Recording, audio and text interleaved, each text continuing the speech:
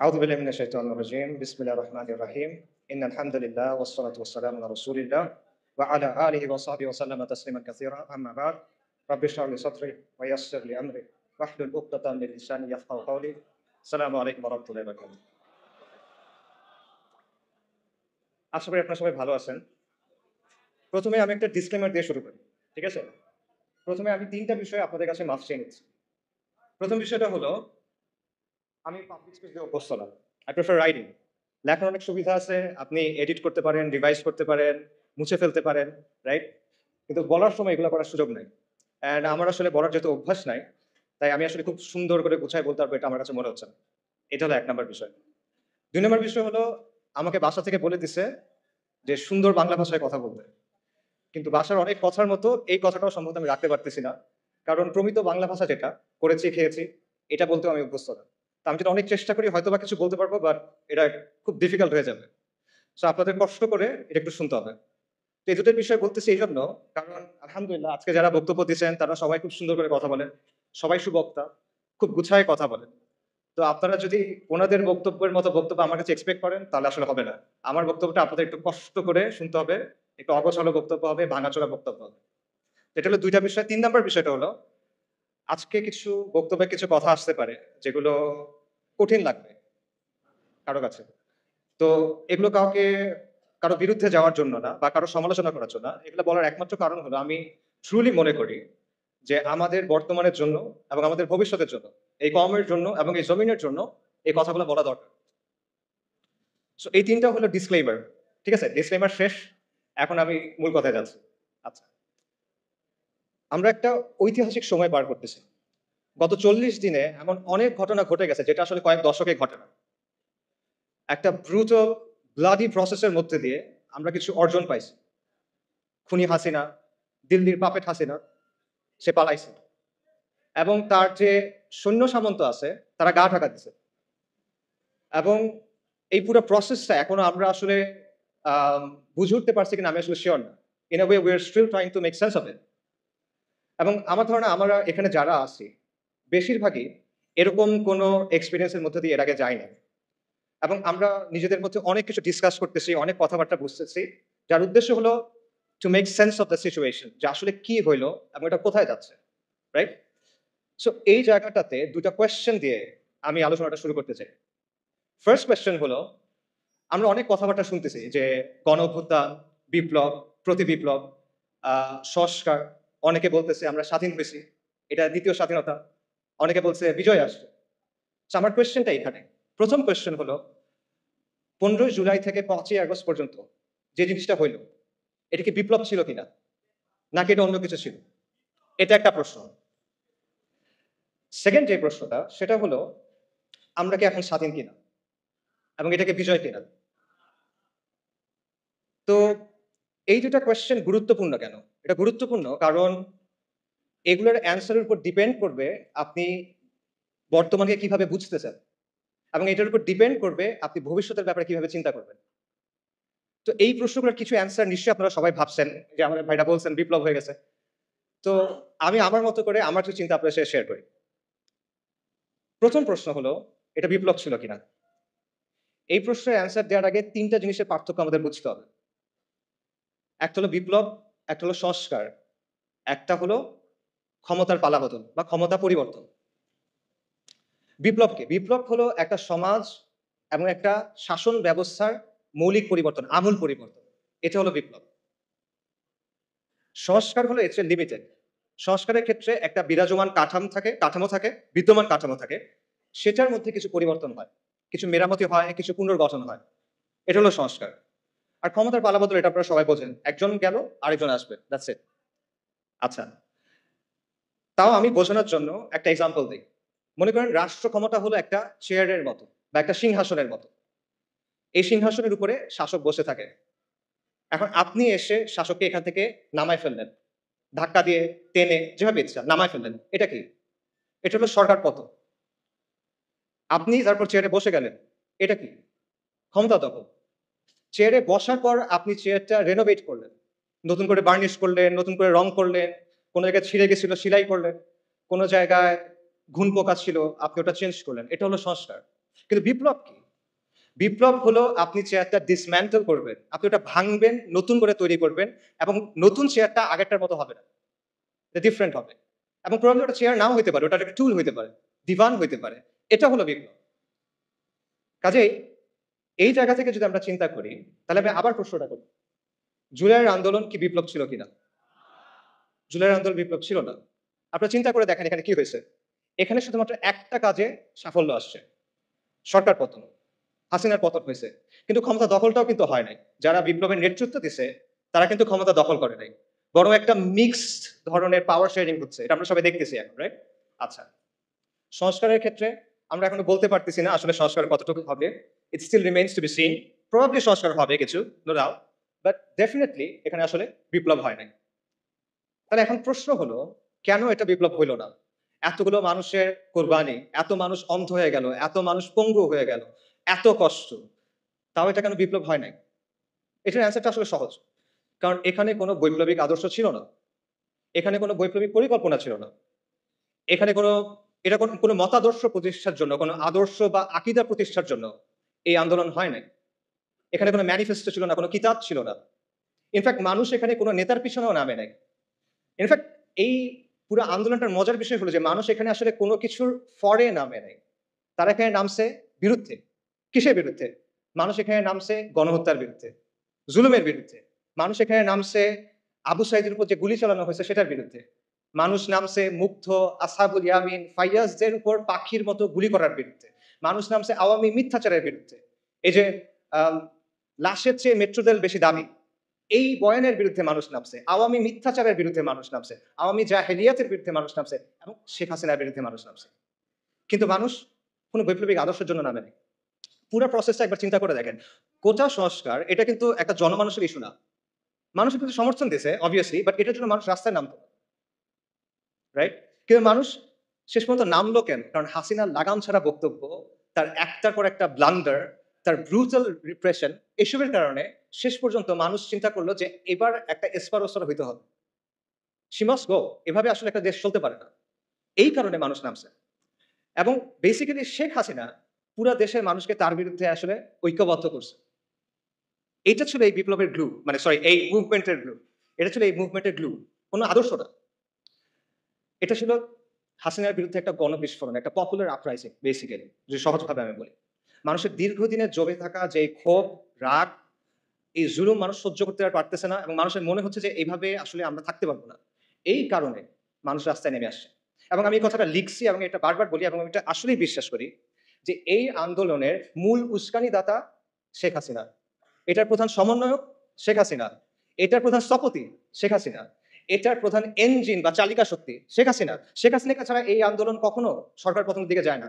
আপনারা চিন্তা করে দেখেন, ৩০শে জুলাই সে যদি সবগুলা দাবি মেনে নেয়, কি হয় তারপর? সরকার পতন হয়? হয় না সরকার পতন। তাদের ফেরত যেতে হইতো তখন। সব দাবি মেনে নিচ্ছে, এখন তুমি কি করবা? তার ফেরত যেতে হবে। হয়তোবা তারা কয়েক মাস পর নতুন কোনো আন্দোলন নিয়ে আসতে পারতো, সেটা ডিফারেন্ট কথা। কিন্তু আন্দোলন ওখানে শেষ হয়ে যায়। কিন্তু শেখ হাসিনা কি করলো?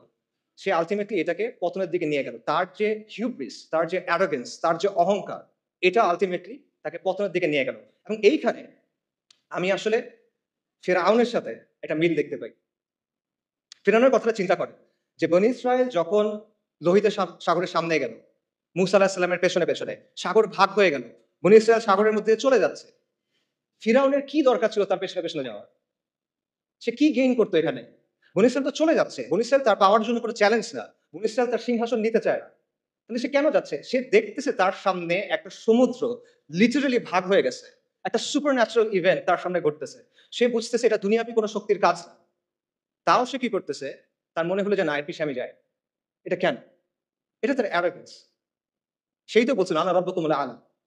এটা তার অহংকার। এবং এই অহংকারটাই তার পতন নিয়ে আসছে এবং সেম ব্যাপারটা আমি বলব যে শেখ হাসিনার ক্ষেত্রে হয়েছে। আল্লাহ এইভাবেই তার পতনটা রাখছেন। এটা কদর আল্লাহ। এই আন্দোলন নিয়ে অনেক ধরনের তত্ত্ব আছে, অনেক ধরনের ষড়যন্ত্র তত্ত্ব আপনারা শুনবেন।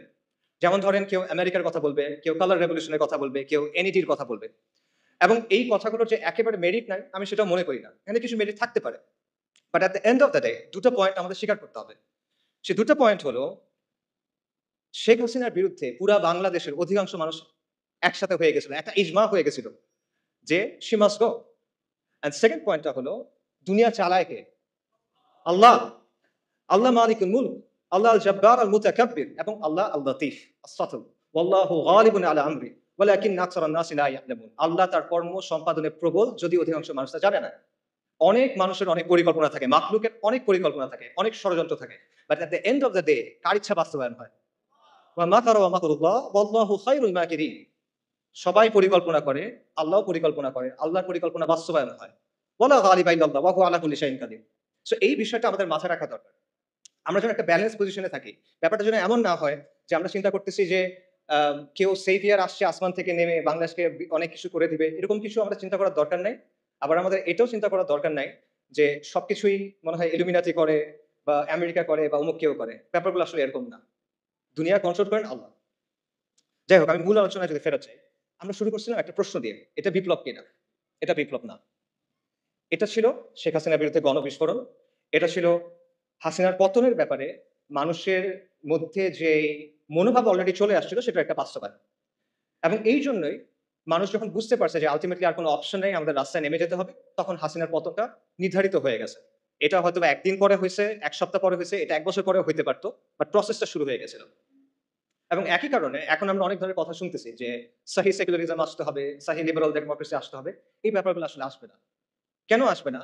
কারণ মানুষ এগুলোর ব্যাপারে কেয়ার করে না। মানুষ এগুলো আসলে বোঝেও না, যারা বোঝে তারা চায়ও না। এগুলো হলো ৭২ এর সংবিধানের মতো একটা বিষয়, যেটা আপনি মানুষের গায়ের উপর রেখে চালায় দিচ্ছেন। But at the end of the day, the people don't care about this things. So ultimately অনেক কথাবার্তা আমরা শুনবো। নয়া রাজনৈতিক বন্দোবস্ত, তারপর সেকুলারিজম, ভালো সেকুলারিজম, লিবারাল ডেমোক্রেসি, বাট এগুলো আসলে আসবে না। কিছু সংস্কার হয়তো আসতে পারে। কিছু সংস্কার আসতে পারে। প্রবাবলি আমরা হয়তো দেখতে পাবো যে কেউ ২ টার্মের বেশি প্রধানমন্ত্রী হবে না। এরকম কিছু হতে পারে। প্রধানমন্ত্রীর অফিস এবং প্রেসিডেন্টের অফিস একটা পাওয়ার ব্যালেন্স হয়তো আসতে পারে। এটাও হতে পারে, সমস্যা নাই। বাট অনেক গ্রাউন্ড ব্রেকিং কোনো চেঞ্জ আসবে, এটা মনে করার কারণ আমি দেখি না। সো এটা হলো ফার্স্ট কোয়েশ্চেন এর অ্যান্সার। সেকেন্ড কোয়েশ্চেন যেটা, সেটা হলো এটা কি বিজয় কিনা? এটা কি স্বাধীনতা কিনা? এই প্রশ্নের অ্যান্সারটা আসলে অলরেডি স্পষ্ট হয়ে যাওয়া উচিত। তাও এটা আসলে বিজয় না। এটা সর্বোচ্চ একটা আংশিক বিজয় আমরা বলতে পারি। বাট এটা কোনো অর্থেই, কোনো সেন্সে এটা সামগ্রিক বিজয় হইতে পারে না। এটা কেন পারে না? এটার অনেকগুলো রিজন আছে। বাট আমি কিছু রিজন একটু আগে আলোচনায় চলে আসছে। বাট আমি আরো কয়েকটা রিজন বলি। ১ম কারণটা হলো পোস্ট কলোনিয়াল স্টেট। উত্তর ঔপনিবেশিক রাষ্ট্র। একটা কঠিন বাংলা শব্দ। এটা একটা কারণ যে এই কাঠামোটা রেখে আপনি আসলে কখনো স্বাধীন হইতে পারবেন না। এটার মানে কি? এটা মানে সহজভাবে বলি। একসময় এটা ছিল আমাদের রাজত্ব। এটা আমাদের রাজত্ব ছিল। এটা পারফেক্ট ছিল না। এখানে অনেক সমস্যা ছিল, কিন্তু এটা আমাদের রাজত্ব ছিল। কিন্তু তারপর ফিরিঙ্গিরা আসছে, ব্রিটিশরা আসছে, ইউরোপিয়ানরা আসছে এবং তারা এসে আমাদেরকে তাদের গোলাম বানাইছে। তারা এসে আমাদেরকে তাদের দাস বানাইছে এবং তাদের একটা সিস্টেম আমাদের উপর চাপায় দিছে। এইটাই হলো কলোনিয়াল রাষ্ট্র। এবং এই কলোনিয়াল রাষ্ট্রের মূল উদ্দেশ্য হলো ২ টা। একটা হলো কন্ট্রোল, একটা হলো এক্সপ্লয়টেশন, নিয়ন্ত্রণ এবং শোষণ। আর কোনো উদ্দেশ্য নেই। কলোনিয়াল যে ব্যুরোক্রেসি বা আমলাতন্ত্র, এটার উদ্দেশ্য ছিল এই ২ টা। কলোনিয়াল যে পুলিশ, এটার উদ্দেশ্য ছিল এই ২ টা। কলোনিয়াল যে সেনাবাহিনী, এটার উদ্দেশ্য ছিল এই ২ টা। আজকে ফিরিঙ্গিরা নাই, ওরা চলে গেছে। অনেক আগেই চলে গেছে। কিন্তু ওদের যে সিস্টেম, সেটা রয়ে গেছে। আজকে আমাদের যে ব্যুরোক্রেসি আছে, সেটা কলোনিয়াল ব্যুরোক্রেসির কন্টিনিউয়েশন, ধারাবাহিকতা। আজকে আমাদের যে পুলিশ বাহিনী আছে, সেটা কলোনিয়াল পুলিশ বাহিনীর ধারাবাহিকতা। এবং উপমহাদেশের যে সেনাবাহিনীগুলো আছে, এগুলো সবগুলো ব্রিটিশ ইন্ডিয়ান আর্মির ধারাবাহিকতা। এটা ভেঙেই, মানে এটা থেকেই পাকিস্তান আর্মি এবং ইন্ডিয়ান আর্মি হয়েছে এবং দেন সেখান থেকে বাংলাদেশ আর্মি হয়েছে। এগুলো হিস্টোরিক্যাল ফ্যাক্ট, কেউ ডিনাই করতে পারবে না। সো যেই কাঠামোটা তৈরি হয়েছিল নিয়ন্ত্রণের জন্য এবং কন্ট্রোল করার জন্য, সেই কাঠামোটাকে রেখে দিয়ে আপনি আসলে কিভাবে স্বাধীন হবেন, কিভাবে বিজয়ী হবেন? এটা পসিবল না। এটা গেল একটা রিজন। আরেকটা রিজন হলো মডার্ন স্টেট ইটসেলফ। এই যে আমি নিয়ন্ত্রণের কথা বললাম আর শোষণের কথা বললাম, এটা কিন্তু শুধু কলোনিয়াল রাষ্ট্রের বৈশিষ্ট্য না। এটা মডার্ন স্টেটেরও বৈশিষ্ট্য। আধুনিক যে রাষ্ট্র, সেটা ইনহেরেন্টলি একটা ডমিনেটিং, কন্ট্রোলিং, অথরিটেরিয়ান মেশিনারি। এটা এমন একটা যন্ত্র যার উদ্দেশ্য হলো শোষণ করা এবং নিয়ন্ত্রণ করা। এবং এটা শুধুমাত্র আমাদের মতো তৃতীয় বিশ্ব বা গ্লোবাল সাউথের দেশগুলোর জন্য না, এটা পুরো বিশ্বে। আমাদের দেশে একটা ধারণা আছে যে হাসিনার যে সেকুলারিজম, ওইটা ছিল দাইফ সেকুলারিজম বা মওদু সেকুলারিজম। আর আমেরিকাতে যেটা আছে বা ইংল্যান্ডে যেটা আছে বা মতান্তরে ফ্রান্সে যেটা আছে, এটা হলো সাহি সেকুলারিজম। কিন্তু এই যে নিয়ন্ত্রণের ব্যাপারটা, কন্ট্রোলের ব্যাপারটা, এটা সেখানেও আছে। এটা নিয়ে অনেক একাডেমিক আলোচনা আছে। আমি সেই আলোচনায় যাব না। আমি আপনাদের একটা এক্সাম্পল দিব। যে এক্সাম্পলটা আপনারা সবাই দেখছেন। সেটা হলো কোভিড। কোভিডের কথা চিন্তা করে দেখেন, বিশেষ করে লকডাউন এবং ভ্যাকসিনের কথা। আচ্ছা, সেকুলারিজম এবং লিবারাল ডেমোক্রেসি আপনাকে অনেক সুন্দর, সুন্দর কথা বলবে। স্বাধীনতা, অধিকার এরকম অনেক কথা বলবে। বাট লকডাউনের সময় কি হয়েছে চিন্তা করে দেখেন তো? একদিনের মধ্যে আপনার সব অধিকার, আপনার সব স্বাধীনতা নাই, শেষ। আপনি ঘরের বাইরে যেতে পারবেন না, চাকরিতে যেতে পারবেন না, মসজিদে যেতে পারবেন না। কারো বাপ মারা গেছে, সে বাপকে দাফন করতে যেতে পারতেছে না। কারো বাচ্চা হসপিটালে, সে তার কাছে যেতে পারতেছে না। এটা কি? এটা টোটাল কন্ট্রোল আপনার জীবনের উপরে। এবং আমরা দেখছি যেখানে রাষ্ট্র যত শক্তিশালী সেখানে লকডাউন তত টাইট। আমাদের মতো দেশগুলোতে রাষ্ট্র পুরোপুরিভাবে অতটা শক্তিশালী না। যে কারণে আমরা কিছুটা মুভমেন্টের সুযোগ পাইছি। কিন্তু আপনি যদি ওয়েস্টের দিকে তাকান, দেখবেন সেখানে এক্সট্রিমলি টাইট ভাবে লকডাউনগুলো এনফোর্স করা হয়েছে। তো এই যে লকডাউন, এটা কিন্তু আপনি দেখেন, এটা আপনার সমস্ত অধিকার স্বাধীনতাকে নিয়ন্ত্রণে নিয়ে ফেলা হলো। এটা একটা রিপ্রেশন, এটা একটা কর্তৃত্ববাদ এবং এটা সেকুলার ডেমোক্রেসি গুলাই করতেছে। এবং এর মধ্যেও আমরা দেখছি যে ২ টা অংশ হয়ে গেছে। যে সাধারণ মানুষ লকডাউনের মধ্যে বাসায় বসে আছে, পাগল হয়ে যাচ্ছে, আ সর্বশান্ত হয়ে যাচ্ছে। অন্যদিকে এলিট যারা, তারা পার্টি করে বেড়াচ্ছে। এরকম খবর আসছে। খবরে পার্টি করে বেড়াচ্ছে। ওদিকে মানুষজন মেন্টাল হেল্পলাইনে ফোন করতে, করতে এই হয়ে যাচ্ছে। শহীদ হয়ে যাইতেছে, এরকম একটা অবস্থা। আচ্ছা। এরপর দেখেন লকডাউনের পর কি আসলো? ভ্যাকসিন। ভ্যাকসিন না নিলে আপনি দুনিয়াতে অচল। আপনার ভ্যাকসিন নিতেই হবে। আপনার শরীরের মধ্যে আপনি একটা আনটেস্টেড এক্সপেরিমেন্টাল ড্রাগ নিবেন, এখানে আপনার কোনো সে নাই। আপনাকে বেসিক্যালি কোয়ার্স করা হলো এটা নেওয়ার জন্য। নইলে আপনি হজেও যেতে পারবেন না। এরকম একটা অবস্থা। তাই না? তো এর চেয়ে টোটাল কন্ট্রোল আর কি হইতে পারে? এটা কোনো মেটাফরিক্যাল কন্ট্রোল না, এটা কোনো রূপক কন্ট্রোল না। এটা রিয়াল কন্ট্রোল। আপনার চলাফেরাকে কন্ট্রোল করতেছে, আপনার শরীরের মধ্যে আপনি কি দিবেন সেটাকে কন্ট্রোল করতেছে। এবং এই সবকিছু কে করতেছে? সেকুলার রাষ্ট্র। যে সেকুলার রাষ্ট্র সাপোজিটলি আপনাকে কি দেয়? স্বাধীনতার অধিকার দেয়। এটা হলো তার অবস্থা। আধুনিক রাষ্ট্রের যে তত্ত্ব, এটার অন্যতম জনক বলা হয় থমাস হবসকে, ব্রিটিশ ফিলোসোফার। থমাস হবস রাষ্ট্রকে কল্পনা করছিল লেভায়াথান হিসেবে।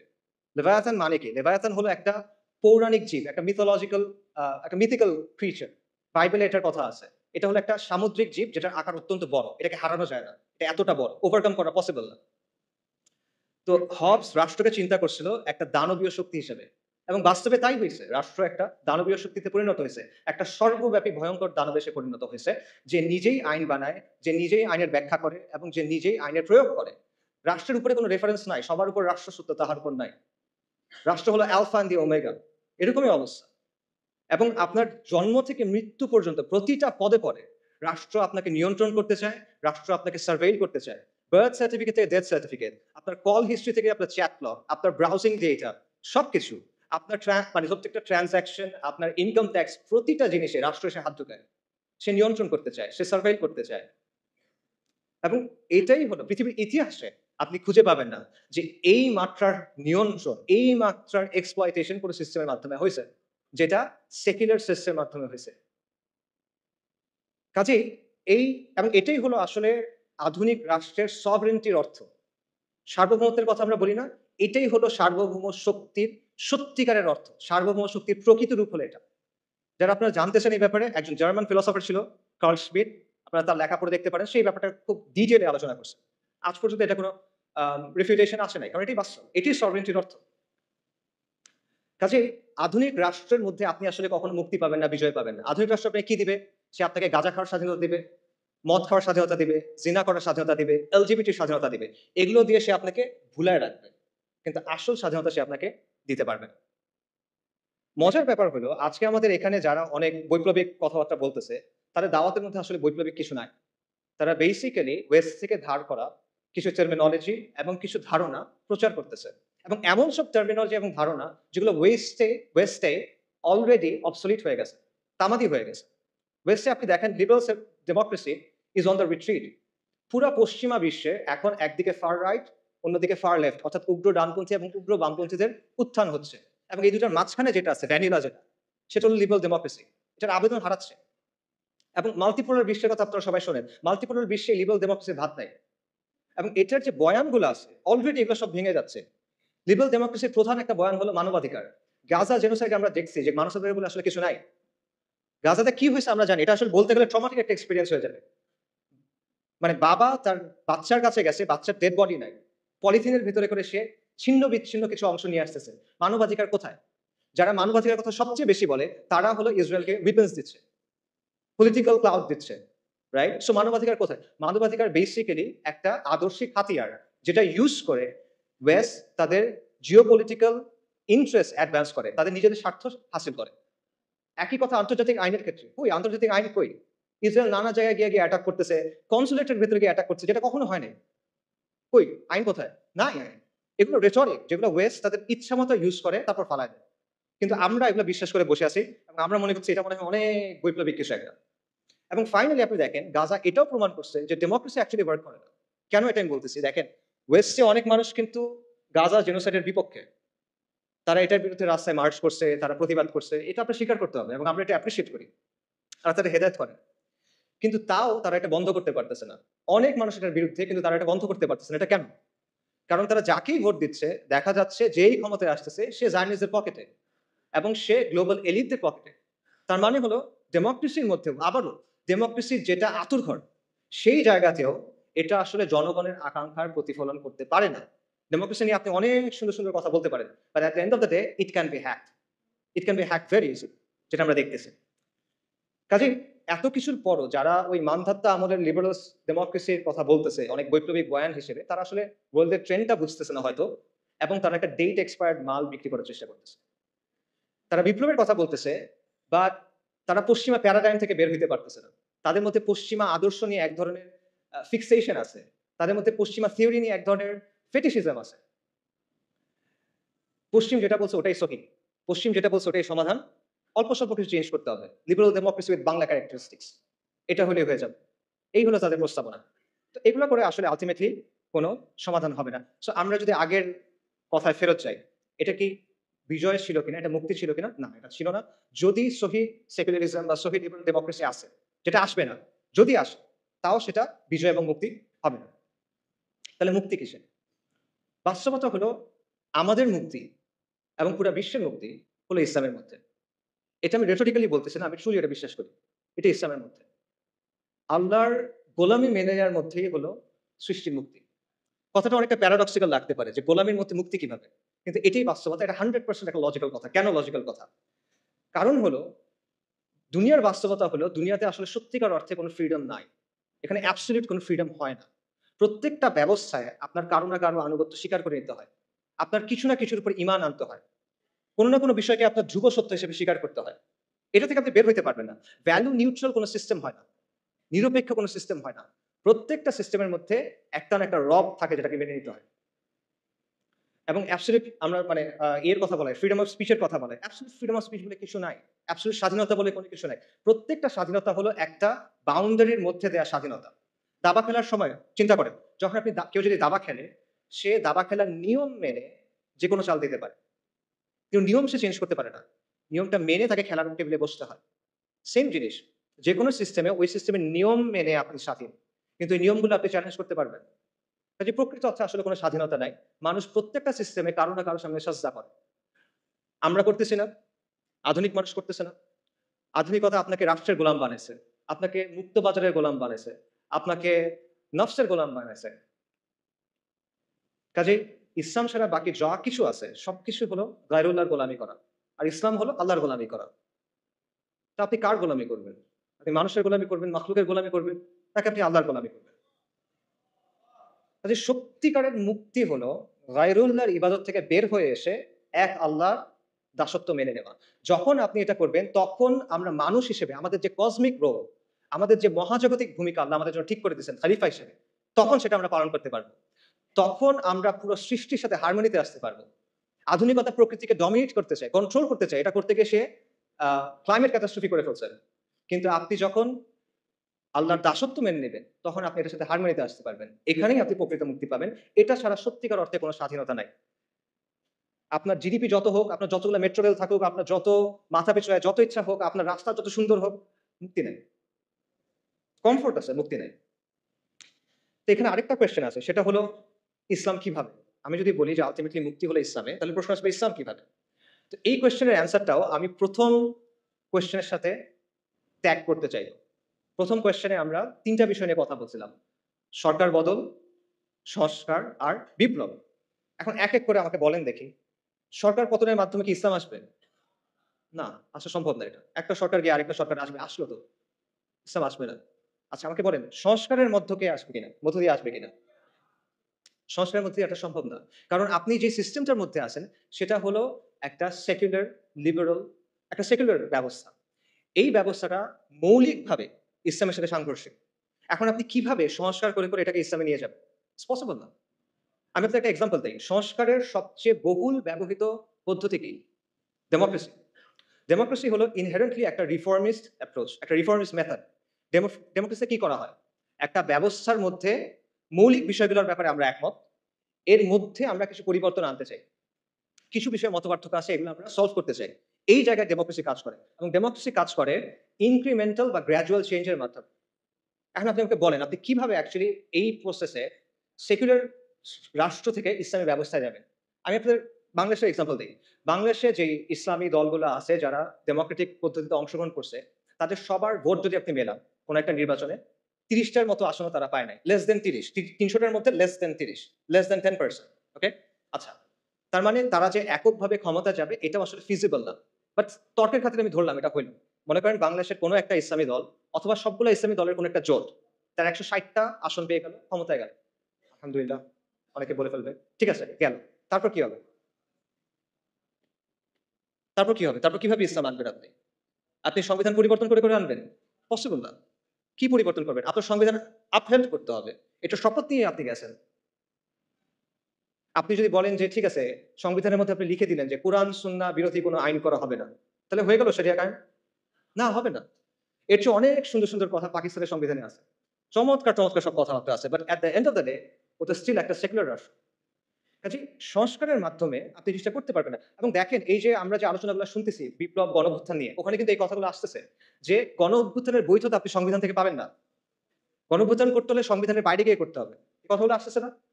নতুন গঠন করতে হলেও পুরনো সংবিধান দিয়ে হবে না। তো আপনি যদি এতটুক কাজ সংবিধানের মধ্যে না করতে পারেন, আপনি সেকুলারিজম থেকে ইসলামী ব্যবস্থায় যাবেন, সেটা আপনি কেমনে সংবিধানের মধ্যে দিয়ে করবেন? বা কেমনে এই প্রসেসের মধ্যে দিয়ে করবেন? এটা আনরিয়ালিস্টিক। ইট ইস পসিবল না। ইম্পসিবল। এখানে আরো অনেকগুলো বিষয় আসলে আছে। অত কথা বললাম না, সময় হয়ে যাচ্ছে। ২ টা পয়েন্ট বলি। আপনি দেখেন মিশরে, আলজেরিয়াতে ইসলামিস্টরা ক্ষমতায় আসছিল। কিন্তু ডিপ স্টেট তাদের বিরুদ্ধে কু করছে। তাদেরকে সরাই দিছে। তিউনিসিয়াতে সেম জিনিস হয়েছে। কিন্তু তিউনিসিয়াতে যারা ক্ষমতায় আসছিল তারা ইসলামিস্টও ছিল না।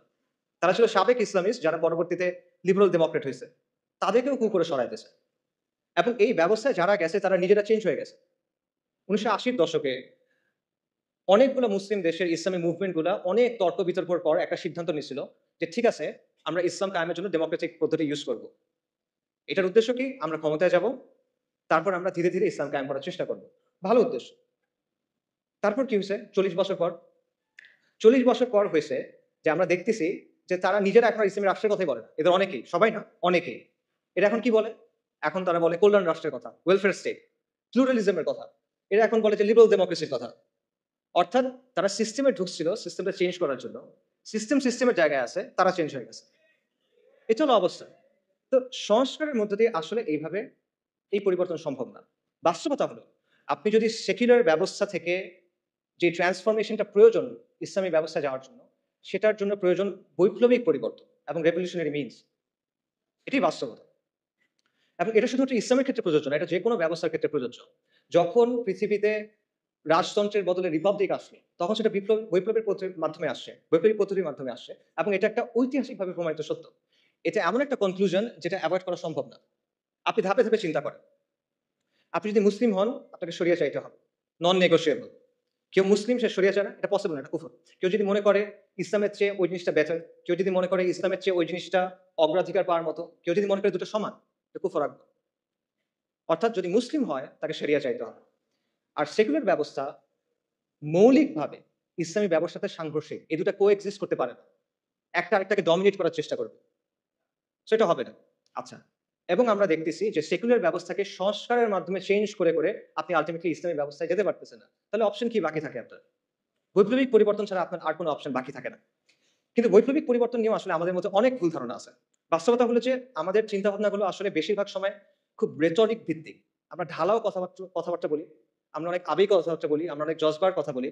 কিন্তু আমরা দলিল, আদিল্লাহ, রিয়ালিটির অ্যানালিসিস, লজিক এগুলোর দিকে তাকাই না। আমরা অনেক সময় চিন্তা করি যে বিপ্লব মনে হয় একটা ওভারনাইট ব্যাপার, রাতারাতি হয়ে যাবে। অথবা আমরা মনে করি যে আমি যা করতেছি করতে থাকবো, একদিন ডাক দিবে কেউ একজন, বিপ্লব হয়ে যাবে। ব্যাপারগুলো এরকম না আসলে। এখানে কিছু ম্যাটেরিয়াল কন্ডিশনস আছে। অথবা আপনি বলতে পারেন যে এখানে কিছু আসবাবে দুনিয়ার কিছু শর্ত আছে যেটা আপনার পূরণ করতে হবে। সেটা পূরণ না করলে আপনি এটা পারবেন না। একটা এক্সাম্পল দেই। পানি কখন ফুটে? পানির বয়লিং পয়েন্ট কত? ১০০ ডিগ্রি সেলসিয়াস। এটা কি মুমিনের জন্য একরকম, কাফিরের জন্য আরেক রকম? না, এটা সবার জন্য সেম। কেন সেম? আল্লাহ দুনিয়ার নিজাম। আল্লাহ ঠিক করে দিয়েছেন এভাবে। সবার জন্য এটা সেম। তো সমাজ এবং রাষ্ট্রের মধ্যেও এরকম কিছু ম্যাটেরিয়াল কন্ডিশনস আছে যেটা আপনার পূরণ করতে হবে। এই জিনিসটা আপনি আবেগ বা জজবা দিয়ে আমরা হকের উপর আছি, জাস্ট এই বিষয়টা দিয়ে আপনি বাইপাস করতে পারবেন না। এই রিকোয়ারমেন্ট আপনাকে ফুলফিল করে আসতে হবে। হ্যাঁ, এমন হইতে পারে যে কাফেরদের জন্য যে রিকোয়ারমেন্ট সেখানে আমাদের কিছু অ্যাডিশনাল রিকোয়ারমেন্ট থাকতে পারে। যেমন আমাদের ইমানি, আমলি, শারঈ, আকাইদি কিছু রিকোয়ারমেন্টস থাকবে যেটা একটা কমিউনিস্টে থাকবে না। কিন্তু ম্যাটেরিয়াল রিকোয়ারমেন্টস সেম। এটা আপনার লাগবে। তো এটা বাইপাস করে আপনি আসলে বৈপ্লবিক পরিবর্তনের দিকে যেতে পারবেন। এটা না করে আপনি যদি শুধু বলেন যে আমার ঈমান আছে, আমার অনেক জজবা আছে, আমরা তো হকের উপর আছি। এভাবে আর হবে না। এটা তাওয়াক্কুলের ভুল বুঝ। বাস্তবতা হলো বৈপ্লবিক পরিবর্তন একটা লম্বা, জটিল, রুক্ষ প্রক্রিয়া। কঠিন একটা প্রক্রিয়া। এর মধ্যে নানা ধরনের জটিলতা আছে এবং এটার মধ্যে মাল্টি স্টেজ আছে। মানে মাল্টিপল স্টেজেস আছে। একাধিক স্টেজ আছে। ব্যাপারটা এভাবে চিন্তা করেন। মনে করেন আপনি কালকে আম খাইতে চান। আপনি আজকে গাছ লাগালেন। এটা হবে? হবে না। আপনি কালকে আম খাইতে চান, আপনি আজকে গাছ লাগালেন। হবে না। কালকে তো ফল আসবে না। একটা লম্বা প্রসেস এর মধ্যে দিয়ে যাওয়ার পর ফল আসবে। তো আপনি ওভারনাইট এটা চাইতে পারেন না যে আমি আজকে গাছ লাগাবো, কালকে ফল আসবে। হয় না। আচ্ছা, আরেকটা জিনিস চিন্তা করেন। মনে করেন আপনার প্রতিবেশী, তার বাসায় জামের গাছ আছে এবং তার বাসার গাছে জাম ধরছে। সে জাম পাড়তেছে। এখন আপনি তার কাছে গিয়ে বললেন, "আমাকে আমসত্ত্ব বানায় দাও। আমাকে আমের শরবত বানায় দাও, ম্যাঙ্গো স্মুদি দাও।" এটা হয়? ইট ডাজন্ট ওয়ার্ক লাইক দ্যাট। যে বীজ বুনছে ফসল তার। যেই বীজ বোনা হইছে ওটাই আসবে। আম গাছে তো জাম হবে না। একটা সেকুলার আন্দোলন হইছে। সেকুলারদের নেতৃত্বে একটা আন্দোলন হইছে। অথবা একটা ইস্যু ভিত্তিক আন্দোলন হইছে। আন্দোলন শেষ হয়ে গেছে। এখন আপনি তার কাছে গিয়ে বললেন যে আমাকে খিলাফা দাও, শরিয়া দাও। It doesn't work like that. সে কেন আপনাকে দিবে? আপনি কে? তার কষ্টের পরিশ্রম সে আপনাকে কেন দিবে? আর সে যদি দেয়ও, ধরেন সে দিল। সে যেটা দিবে ওটা কি ওই জিনিস যেটা আপনি চাচ্ছেন? না, সেটা জাম। আপনি আম চাচ্ছেন। রাইট? সেটা আসলে হয় না। সো এই বিষয়গুলো আমাদের বোঝা দরকার। তাহলে করণীয় আসলে কি? আমি এখানেও আবার এক্সাম্পল এ ফেরত যাই। একজন ভালো কৃষক কি করে? একজন ভালো কৃষক ১ম এ জমিটাকে তৈরি করে। আগাছাগুলো দূর করে। লাঙল দেয়। তারপর সে বীজ বুনে। তারপর সে আস্তে, আস্তে এটাকে বড় করে। সার দেয়, পানি দেয়, কীটনাশক দেয়। তারপরে ফল আসবে কিনা এটা নিশ্চিত না কিন্তু। নানা কারণে ফল না আসতে পারে। পোকায় খেয়ে ফেলতে পারে। মরক ধরতে পারে। অনেক কিছু হতে পারে। এখানে একটা মানে একাধিক স্টেজ আছে।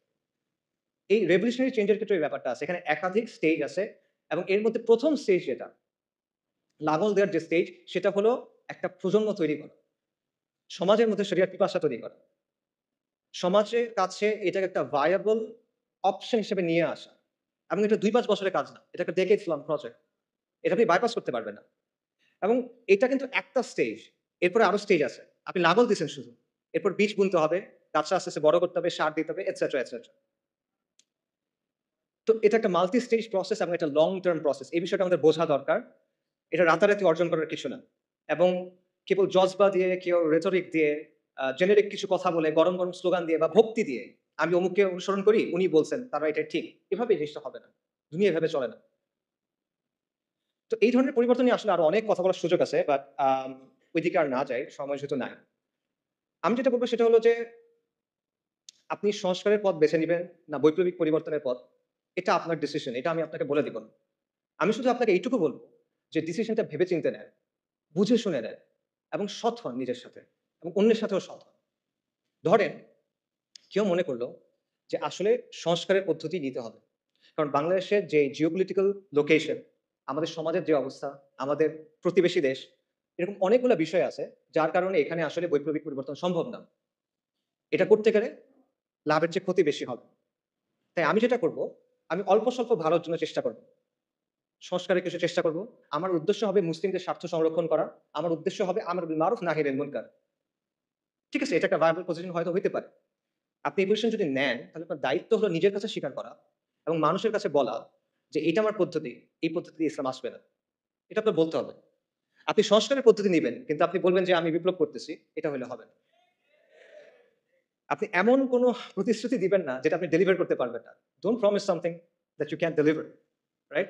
এটা ধোঁকাবাজি, পিওর ধোঁকাবাজি। এই জিনিসটা কইরেন না। আপনি বলেন যে, "না, আমি পারব। আমি এতটুক জানি ভাই, আমি এতটুক করছি।" I can respect that, কিন্তু যেটা নাই ওটা বলে লাভ নাই। একইভাবে আপনি যদি বৈপ্লবিক পথ নেন, তাহলে rhetorical আলাপ, ভক্তির আলাপ, এই জিনিসপত্রগুলো ছেড়ে দিয়ে আপনি প্র্যাকটিক্যাল, রিয়ালিস্টিক আলাপে আসেন। আপনি ম্যাটেরিয়াল কন্ডিশন গুলো নিয়ে চিন্তা করেন। ঠিক আছে? এবং এসব চিন্তা বাদ দেন যে মনে করেন হঠাৎ কোনো একটা ঘটনা ঘটবে, হঠাৎ ডাক আসবে, আর আমরা সবাই রাস্তায় নেমে যাবো, ইনকিলাব, ইনকিলাব, ইন্তিফাদা, ইন্তিফাদা। না।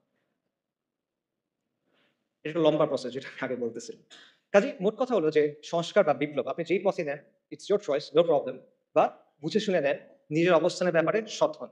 ধোঁকাবাজি কইরেন না। মানুষের সাথে না, নিজের সাথে না, তরুণদের সাথে না। এটা অনেক বড় একটা দায়। এই দায় নিয়ে আপনি আলোচনায় দাঁড়াতে চান না আসলে। আচ্ছা, একটা কথা দিয়ে শেষ করি। সেটা হলো, যেটাই আপনি পছন্দ করেন, সংস্কার অথবা বিপ্লব, ২ টা ক্ষেত্রে আপনার আসলে একটা কাজ করতে হবে। যদি আপনি চান আগামীর বাংলাদেশে ইসলাম শক্তিশালী হোক, তাহলে আপনি যে তরিকায় নেন, আপনার একটা কাজ করতেই হবে। এটা না করলে হবে না। সেই কাজটা কি? এটাও একটা প্রশ্ন দিয়ে বলি। আমাদের সমাজের সেন্ট্রাল কনফ্লিক্ট কি? আমাদের সমাজের প্রধান দ্বন্দ্ব কি? প্রধান দ্বন্দ্ব কি আমি বোঝাই। মনে করেন রাসূলুল্লাহ সাল্লাল্লাহু আলাইহি ওয়াসাল্লাম যখন নবুয়ত পাইলেন, তখন পৃথিবীতে কিন্তু অনেক ঘটনা ঘটতেছিল। রোমান আর পার্সিয়ানদের মধ্যে যুদ্ধ চলতেছিল। ব্যাপক যুদ্ধ। অনেক বছর ধরে। আরবে বিভিন্ন রাজা-রাজড়াদের মধ্যে যুদ্ধ চলতেছিল। জাজিরাতে কুরাইশদের বিভিন্ন গোত্রের মধ্যে রেষারেষি চলতেছিল। এটা আমরা জানি। বনু উমাইয়া, বনু হাশিম, নানা কাহিনী। আফ্রিকাতে অনেক সাম্রাজ্য ছিল, তাদের মধ্যে যুদ্ধ চলতেছিল। এইসবের মাঝখানে আপনি যদি ওই সময়ের একটা পেপার পাইতেন মনে করেন, ওইখানে আসলে রাসূলুল্লাহ সাল্লাল্লাহু আলাইহি ওয়াসাল্লামের নিউজটা যখন উনি নবুয়ত পাইছেন, এটা কোথায় আসতো? মনে করেন ৮ নাম্বার পেজে ছোট্ট একটা ইঞ্চি করে একটা খবর আসতো, তাই না? কিছু না আসলে মনে করতো মানুষ। But at the end of the day এটাই ছিল মূল ঘটনা। যদি আমরা পৃথিবীর একটা হিস্ট্রি লিখি, রাসূলুল্লাহ সাল্লাল্লাহু আলাইহি ওয়াসাল্লাম হলেন বা আম্বিয়ায়ে কেরাম হলেন মূল ক্যারেক্টার। এবং তাদের সাথে যেগুলো ঘটতেছে এগুলো হলো মূল স্টোরি লাইন। বাকি সবকিছু হলো সাইড ক্যারেক্টার, সাইড কোয়েস্ট, পার্শ্ব চরিত্র। রাইট? তার মানে ওই সময় পৃথিবীতে মূল কনফ্লিক্ট কোনটা ছিল? ঈমান বনাম শিরক, তাওহীদ বনাম শিরক, ঈমান বনাম কুফর। That's it. সিমিলারলি আপনার চিন্তা করতে হবে যে আমাদের সমাজে মূল কনফ্লিক্ট কোনটা? কারণ আপনি যখন মূল কনফ্লিক্ট এ ফোকাস করবেন, তখন আপনি একটা সমাজকে একটা পরিণতির দিকে নিতে পারবেন। নইলে পারবেন না। তো আমাদের সমাজে সেন্ট্রাল কনফ্লিক্ট কোনটা? আমরা অনেক কথাবার্তা বলি। আগে বলা হইতো আওয়ামী লীগ বনাম বিএনপি, ভারত বনাম আ আমেরিকা বা ভারত বনাম চায়না, শাহবাগ বনাম অ্যান্টি শাহবাগ, ফ্যাসিজম বনাম অ্যান্টি ফ্যাসিজম। অনেক কথা বলা হয়।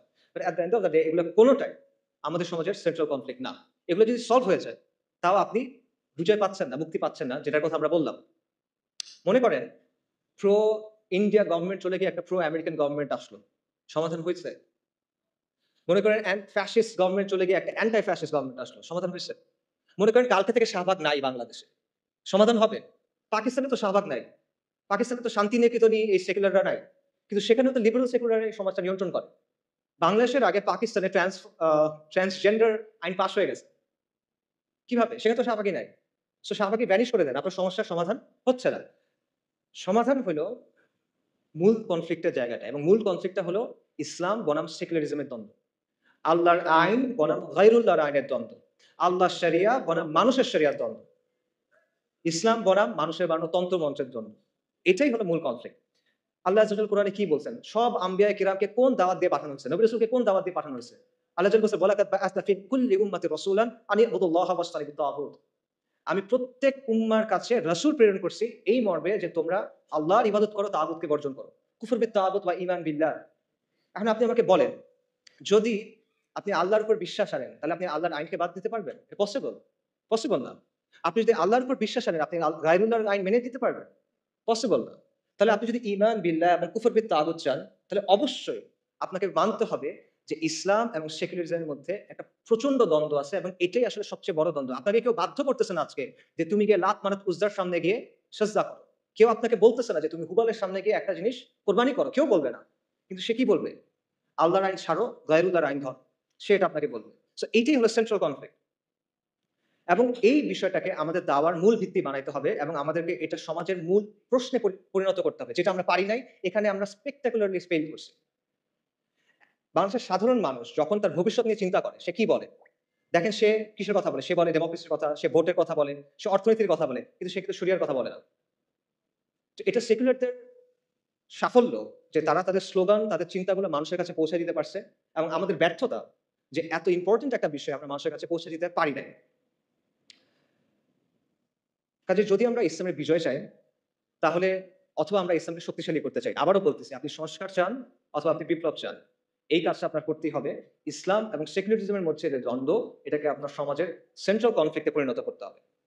বাকি সবকিছু সেকেন্ডারি। হ্যাঁ, অবশ্যই ব্যক্তি পর্যায়ে আপনি দাওয়া করবেন ঈমান, আমল, আকীদার অফকোর্স এটা বাদ যাবে না। বাট যখন আপনি সামষ্টিক পর্যায়ে যাবেন, সমাজের কথা বলবেন, তখন এটা আপনার দাওয়ার মূল কেন্দ্র হতে হবে। পাশাপাশি আরেকটা জিনিস আপনাকে করতে হবে।